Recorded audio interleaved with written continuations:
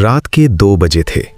पूरा शहर सो चुका था, लेकिन आरव की आंखों में नींद का नाम नहीं था।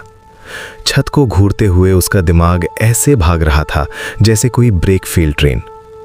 अगर कल इंटरव्यू खराब हो गया तो, अगर उन्होंने सवाल पूछ लिया जो मुझे नहीं आता, अगर मैं फेल हो गया तो। हर अगर उसके सीने पर पत्थर की तरह गिर रहा था। और तभी उसके फोन पर एक अजीब सा मैसेज आया, अगर तुम अपने दिमाग को अभी नहीं रोकोगे तो ये तुम्हें कभी नहीं छोड़ेगा। आरव चौंक गया। नंबर अनजान था। उसने सोचा कोई मजाक कर रहा है, लेकिन फिर अगला मैसेज आया, तुम अभी अपने पिछले इंटरव्यू के बारे में सोच रहे हो जहां तुम एक सवाल में अटक गए थे, सही? उसका दिल तेजी से धड़कने लगा। ये बात तो उसने किसी को नहीं बताई थी, फिर ये कौन जानता है? डर और जिज्ञासा के बीच उसने जवाब टाइप किया, तुम कौन हो? कुछ सेकंड बाद रिप्लाई आया, मैं वही हूं जो तुम खुद से छुपा रहे हो, तुम्हारा दिमाग। आरव के हाथ कांपने लगे, लेकिन अंदर कहीं उसे लगा कि यह मजाक नहीं है। मैसेज फिर आया, तुम्हें लगता है ओवर थिंकिंग तुम्हारी मदद कर रही है, लेकिन असल में यह तुम्हें धीरे धीरे खत्म कर रही है। आरव ने फोन नीचे रखा, लेकिन दिमाग और तेज दौड़ने लगा। यह सच में कौन है? क्या कोई मुझे देख रहा है? क्या मैं पागल हो रहा हूं?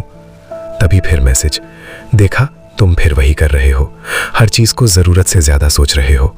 अब आरव चुप हो गया। पहली बार उसने कुछ नहीं सोचा, बस स्क्रीन को देखता रहा। मैसेज आया, अगर मैं तुम्हें एक तरीका बताऊं जिससे ये सब रुक सकता है तो क्या तुम मानोगे? उसने तुरंत लिखा, हाँ, बस ये सब रुक जाए। फिर जो जवाब आया वो बहुत छोटा था, सोचना बंद मत करो, लेकिन सोच को पकड़ना बंद करो। आरव समझ नहीं पाया, मतलब? कुछ सेकंड की खामोशी, फिर मैसेज, आंखें बंद करो और अपने विचारों को ऐसे देखो जैसे वो आसमान में बादल हैं। तुम बादल नहीं हो, तुम आसमान हो। आरव ने हिचकते हुए आंखें बंद की। पहले तो वही पुराने ख्याल आए, इंटरव्यू, फेलियर, लोग क्या सोचेंगे। लेकिन इस बार उसने उन्हें रोकने की कोशिश नहीं की, बस देखा। अजीब बात यह थी, कुछ देर बाद वो ख्याल अपने आप धीमे होने लगे, जैसे कोई शोर दूर जा रहा हो।